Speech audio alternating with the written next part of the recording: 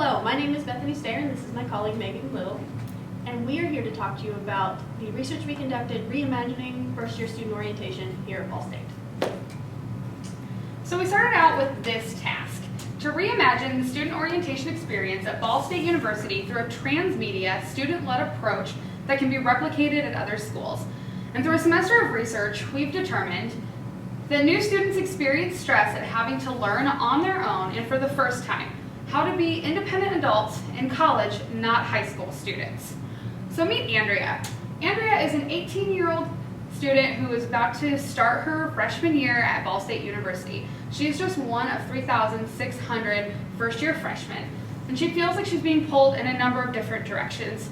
She wants to meet new people, but she also needs to find time to study. She wants to figure out how to be a college student, but also wants to manage new life skills like cooking and cleaning.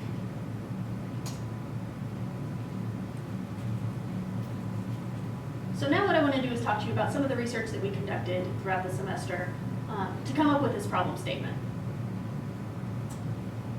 So here's our research process. The first thing we needed to do was identify key stakeholders involved in this problem.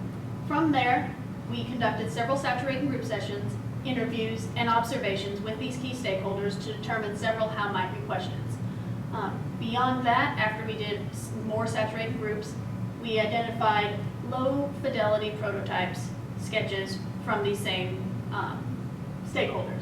We moved on to develop mid-fidelity prototypes, and then ultimately we came up with our high fidelity prototype, which was ultimately our solution. So here are the stakeholders that we talked to. We spoke to over 73 undergraduates, 18 teachers, 6 faculty and staff, in addition to several parents, international students, and graduate students throughout our research. And from all that research, we came up with several key findings. The first of which is that students really struggle learning basic life skills. So we repeatedly heard that students were struggling learning how to do laundry, cook, clean, things they've never had to do for themselves before. Students also expressed a desire for realistic communities and realistic connections within those communities. They felt that a lot of the connections that they had during orientation were forced and fake, and they wanted to build something on their own, which is our second one, without being forced. Students also expressed a need for a mentoring program, and this is something that we repeatedly heard throughout our research. Students wanted guidance specifically from upperclassmen. They were very uncomfortable getting too much information from just faculty and staff. They wanted people who had recently been in their shoes. They also wanted guidance through how-to classes, where they could learn about how to do taxes, insurance, budgets, things that they've never had to experience before. Students also demonstrated a lack of understanding on how to actually be a college student. They weren't ready for the transition between high school and college, so the difference in academics was really surprising to many of them. Students were also unaware of services within the community, so whether that was on campus, they would ask for things like campus tours, they would ask for a newspaper on campus, not knowing that we already have both of those things. They were also very unaware of the Muncie community. They didn't know how they could connect off campus with the community in Muncie. They didn't know where to go on the weekends. They didn't know where to do their shopping, get their haircut, etc. Students throughout the course of this research really hated being forced to do things, and they really naturally pushed back against required meetings, required lectures, especially in terms of icebreakers. They didn't like being forced. Students also didn't like following a required schedule. They wanted to be able to do things on their own time, at their own pace, or not at all. So part of this transition into adulthood was understanding that you have freedoms, and being treated like an adult involved breaking away from this mandatory schedule. So from these key findings, we came up with several requirements for our final project. And it had to teach students how to be self-sufficient by knowing how to perform tasks like cooking, cleaning, etc., basic life skills. It had to help students learn the difference between high school and college education so they would be more comfortable with that transition. It had to raise awareness about different resources that were available on campus, and it had to be optional. From that, we also collected several must-haves. So it must create an environment where students are encouraged to interact with one another, and it didn't necessarily have to be physical. It could be a digital space, which goes with our transmedia task in the design brief. It also must include a way for students to get the answers to questions that they have from people that they will listen to. So essentially getting it from upperclassmen, people that they felt like they could trust and connect with. It must prepare students for the classroom, so making that transition. And it also must be an environment where people can enter and leave as they choose. It's not a required space. They can come in, leave, or not at all. And from our research, we also pulled several constraints. So this project cannot have a required duration of time. It cannot involve long lectures or speeches. Students repeatedly push back against long lectures and speeches. And the project cannot have students gaining information from only faculty or staff. It had to have that student connection. So now we're going to talk about prototyping. We came to the table asking students, how might we help freshmen adjust to college? And so what we got were a couple drawings I'm going to share with you. So the first is the freshman nest.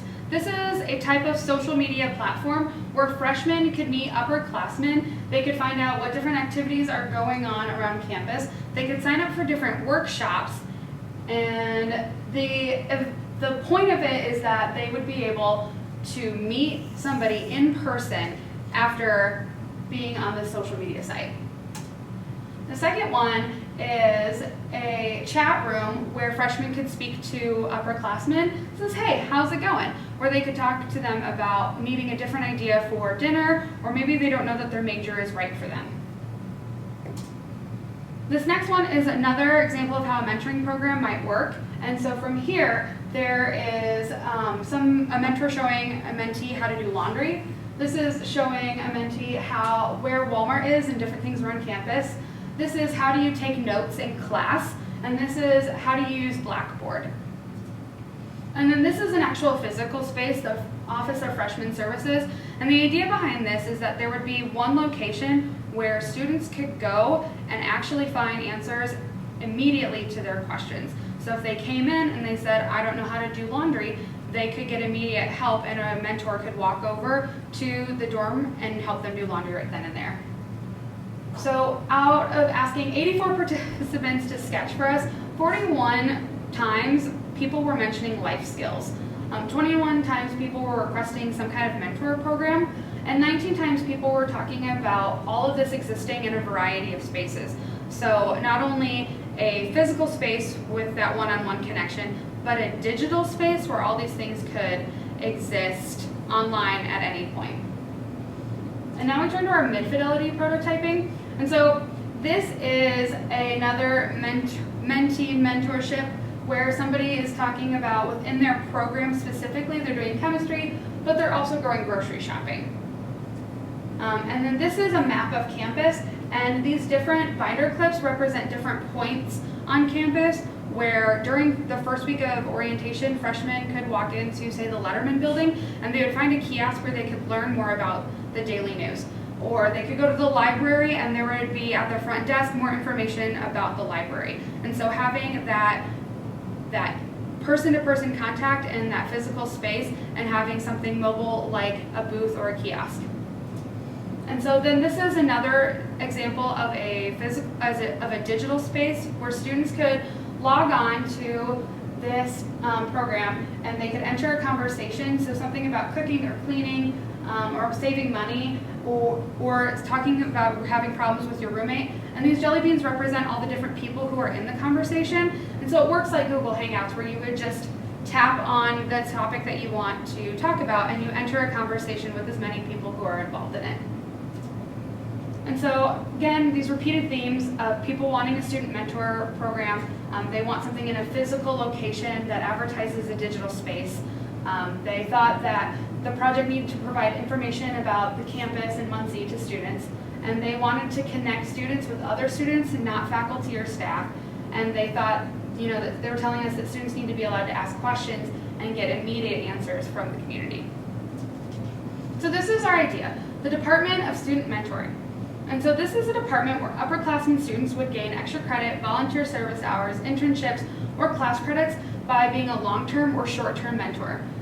The department and its mentors would provide support, workshops, and resources to students just like Andrea, where we talked about before. And so this is the physical booth that could be on different points of campus throughout the first week of school. So it features a toilet where students could interact with it and learn how to clean. It features a calendar So this is a blown up picture of it, where there are magnets that have a detailed schedule and tasks that students need to perform within the week, and they can figure out how they would manage their time. We also offered Netflix chips so they could think about how not only is school about studying, but it's also about being able to take a break from those studies. And then finally, there is a frying pan where students could learn how to make an egg.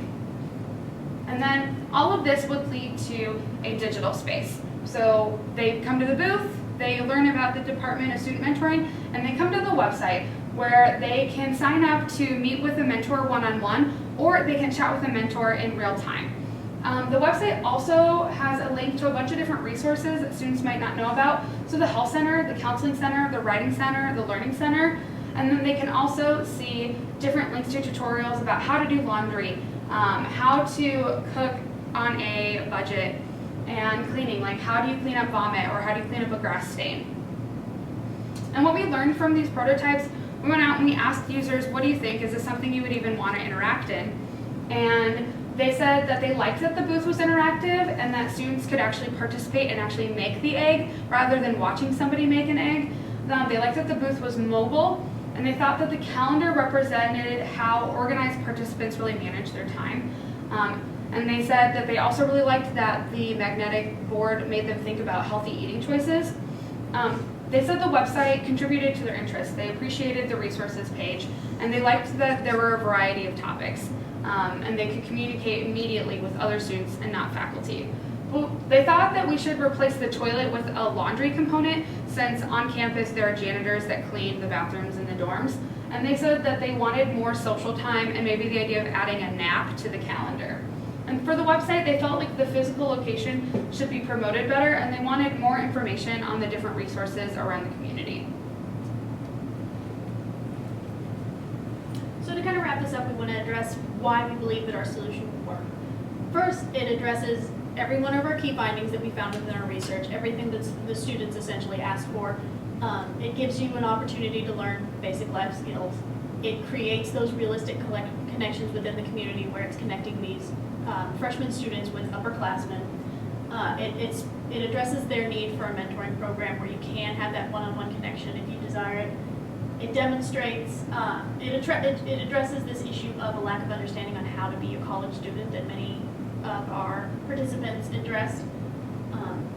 It addresses the awareness of events and services either on or off campus. No student is being forced to do this. This is 100% optional. And they can do it at their own time, at their own pace. They can enter into this website and halfway through the semester, halfway through the year, at the end during finals, it doesn't matter. It also avoids our constraints, so it doesn't have a required duration, it does not involve long lectures or speeches, and it does not have students gaining information from just faculty or staff. And all of this is replicable at another school, which is part of our design brief. So while Ball State could create the Department of Student Mentoring, it's also something that another university could adopt to address any issues with their freshmen. So thank you very much for your time.